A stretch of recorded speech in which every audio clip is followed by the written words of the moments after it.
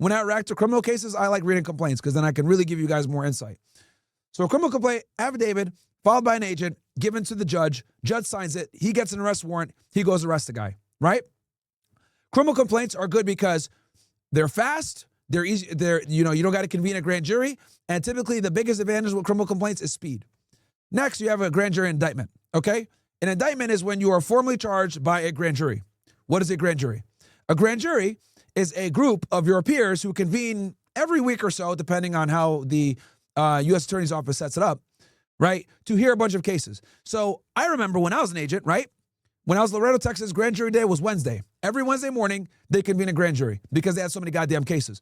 So you'd go in there and, they swear you in, you sit down, there's like 30 of them niggas, right, regular people, and the AUSA starts asking you questions about your case, right?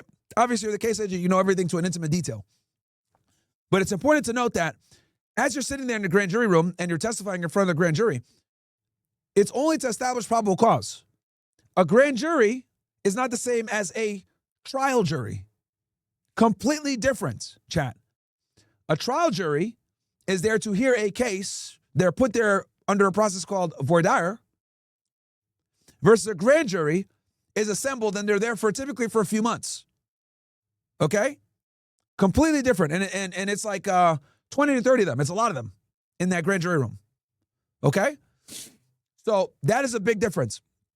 So as you're there presenting your case or whatever, and the AUSA is asking you questions, you're just establishing probable cause. After you're done, you leave the room. You and the AUSA leave the room. The AUSA is the federal prosecutor, by the way, Assistant United States Attorney. After you leave the room, the grand jury deliberates, and then they either pass a true bill of indictment or they don't. 9 out of 10 times, you're going to get a true bill of indictment, okay?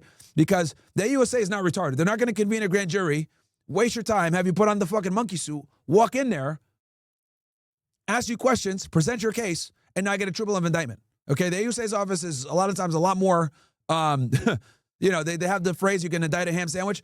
That comes from the reason why they said it is because at the federal level, they're very good about that. Hell, I'll take it a step further. The AUSA won't convene the grand jury until they're ready to go to trial. Bombocat! So let me explain this. The threshold in America to be arrested by the police is probable cause. Okay? The threshold to get indicted is probable cause. Same threshold at the federal and state level. But probable cause for the feds is a lot different than probable cause for the state. But that's all other conversation. AUSAs are meticulous about winning cases. Most United States attorneys' offices have like a 95% win rate. Okay? They don't want that percentage to go down. Most AUSAs never go to trial. Okay? Ever. Because no one wants to lose against the feds. So, when an AUSA convenes a grand jury,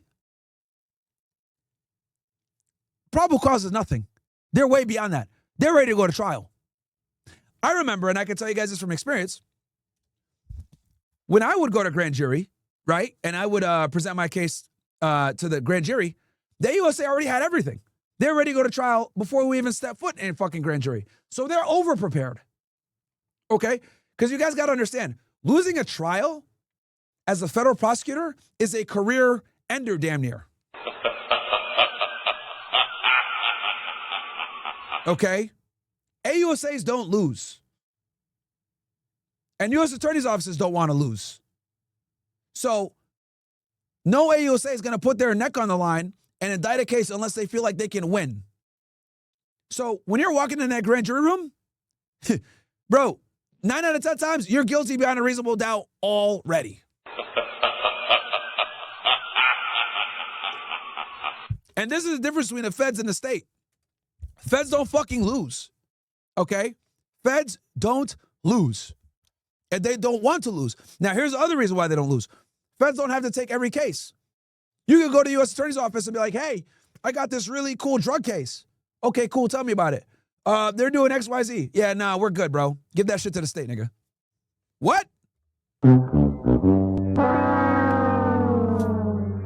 So the feds have the privilege of declining cases.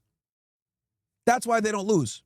They only take airtight, sexy cases, that's what we used to call it, that they're going to win. So how does this all? Well, let's break this all